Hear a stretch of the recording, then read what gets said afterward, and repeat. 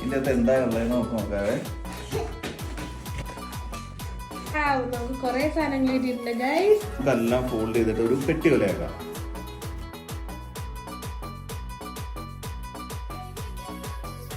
കൂട്ടുകാരെ ലൈക്ക് ചെയ്യണം, സബ്സ്ക്രൈബ് ചെയ്യണം. നമ്മൾ 1 മില്യൺ ഫാമിലിക്ക് വേണ്ടിയിട്ട് വെയിറ്റ് ചെയ്തിരിക്കുകയാണ്.